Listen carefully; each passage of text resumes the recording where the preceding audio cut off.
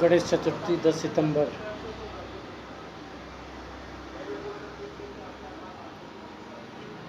गणेश जी प्रथम पूज्य हैं, समस्त जीव जातियों के स्वामी और समृद्धि की राह दिखाते हैं।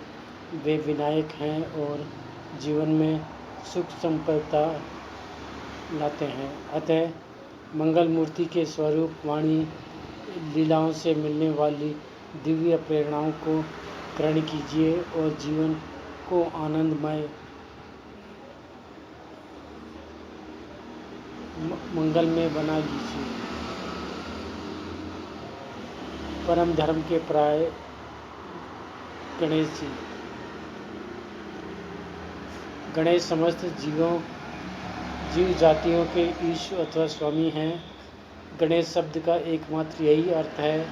यही कारण है कि गणेश जी की सनातन संस्कृति के सभी 33 कोटि देवताओं में सबसे पहले पूजे जाते हैं।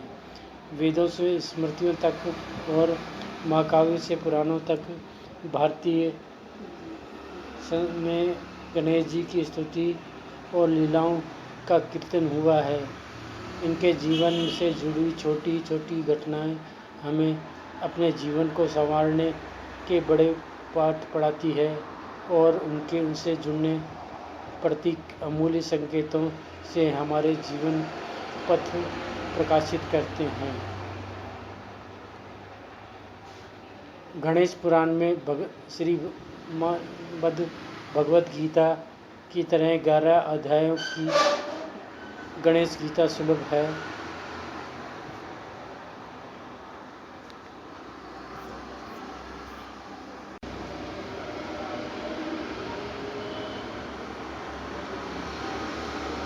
इसमें श्रोता वर्णन को संबोधित करते हुए विघ्नहर्ता गणेश जी ने ब्रह्म विद्या का उपदेश दिया है। गणेश कहते हैं कि अन्न से ही प्राणी के जीवन धारण करते हैं। अन्न वर्षा से उत्पन्न होता है, वर्षा यज्ञ से उत्पन्न होती है।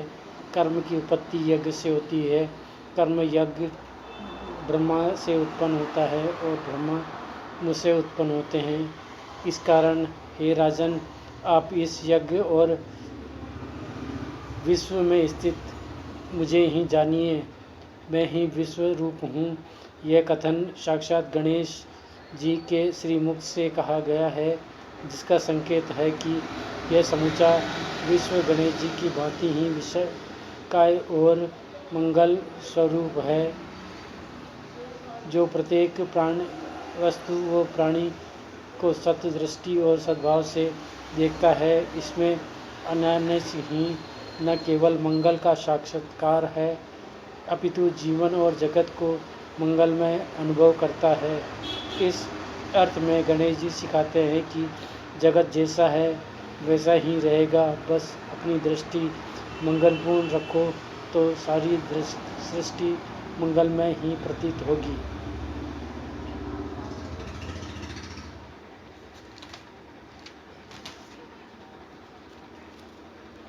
गणेश जी सृजन और कर्म के देवता हैं। विश्व के सबसे बड़े महाकाव्य महाभारत में विकर्मण गणेश जी ने ही किया है। प्रजापति ब्रह्मा जानते थे कि संसार में एकमात्र गणेश ही हैं जो बगैर त्रुटि के महाभारत का लेखन करने में महर्षि वेदव्यास के सहायक हो सकते हैं। आदि पर्व की कथा कहती है कि गणेश जी ने प्रकट होकर कार्य तत्काल स्वीकार कर लिया, किंतु एक शर्त रखी। कहा, यदि लिखते समय मेरी लेखनी क्षण भर के लिए भी न रुके, तभी मैं इस महाकाव्य ग्रंथ का शब्दांकन कर सकता हूँ। अंततः ऐसा ही हुआ और श्री गणेश ने न केवल महाभारत की दोष रहित रचना पूरी की, बल्कि विश्व के पहले आशुलिपिक भी सिद्ध हुए। ऐसा करके हमें सीख दी कि जब कोई बड़ा काम हाथ में ले लो तो तब तक विराम न लो जब तक लक्ष्य की सिद्धि न हो जाए। अनथक श्रम से ही महान लक्ष्य की प्राप्ति होते हैं, आलस्य से नहीं। सनातन संस्कृति में पंच देवताओं की उपासना है। ये सभी 5 देव सृष्टि के कारक पंच महाभूतों से संबद्ध है। शिव पृथ्वी तत्व के देवता हैं, विष्णु आकाश तत्व के शक्ति, अग्नि तत्व की, सूर्य वायु तत्व और गणेश जी जल तत्व के देवता हैं। इसी कारण शिव की पार्थिव पूजा होती है और शक्ति की उपासना हवन कर की जाती है। विष्णु की आराधना शब्द से होती है क्योंकि शब्द आकाश तक जाते हैं। पंच तत्वों में जल दृष्टि का बीज तत्व है। गणेश जी के जल तत्व के अधिपति होने के कारण उनकी सर्वप्रथम पूजा का विधान है। धर्म ही नहीं, विज्ञान भी मानता है कि जल से ही जगत और जीवन की सृष्टि हुई। जल ही जीवन का आधार है। धरती पर 70% जल है और मनुष्य के शरीर में भी जल तत्व की प्रधानता है। गणेश जी जल की भांति निर्मल, पारदर्शी और तृप्तिदाता हैं। इस अर्थ में गणेश जी सिखाते हैं कि जिसका जीवन जल की तरह तरल, सरल, निर्मल और सतत प्रवाहित होता है, वही सबको तृप्त अथवा संतुष्ट कर पाता है। आनंदमय गृहस्थी के देवता गणेश जी संसार के इकलौते गृहस्थ हैं जिनकी गृहस्थी में सदैव आनंद ही आनंद है। प्रत्येक मनुष्य की तरह हर देवता की गृहस्थी में कुछ न कुछ खटपट होती है। यहाँ तक कि उनके पिता शिव जी से भी उनकी माता पार्वती के यथाकथा लीला स्वरूप दूर जाने की कथाएं मिल जाती हैं, लेकिन गणेश जी की गृहस्थी पूर्णतः खटपट रहित है। उनकी 2 पत्नियां रिद्धि और सिद्धि तथा पुत्र लाभ और क्षेम हैं। रिद्धि ऐश्वर्य की और सिद्धि सामर्थ्य की प्रतीक है। स्वाभाविक है कि जिस गृहस्थ के पास दोनों होंगे उनके घर में विवाद या मतभेद की आशंका समाप्त हो जाती है। ठीक उसी तरह उनके पुत्र लाभ जो प्राप्त नहीं है उसकी प्राप्ति कराते हैं और उससे क्षेम जो प्राप्त हुआ है उसकी रक्षा करते हैं।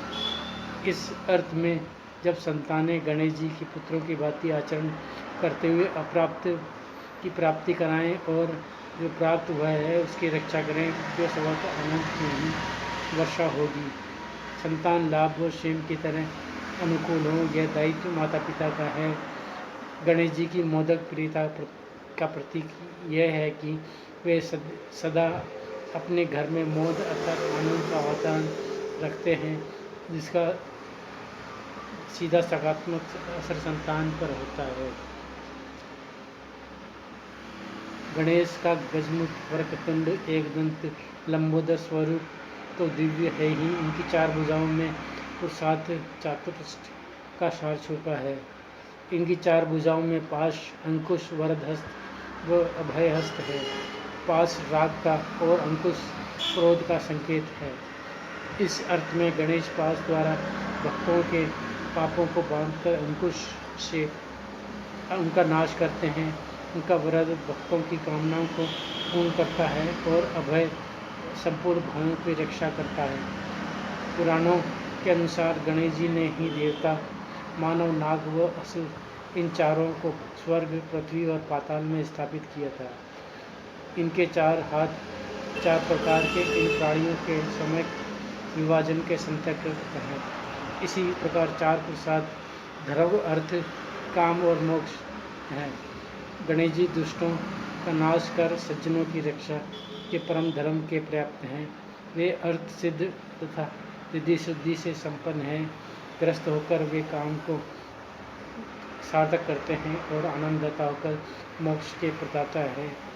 इनके चतुर्भुज के प्रतीक है कि मनुष्य जब चारों पुरुषार्थ साधता है तभी सच्चे अर्थों में उनका जीवन सार्थक होता है। बोलो गणेश जी की जय। धन्यवाद।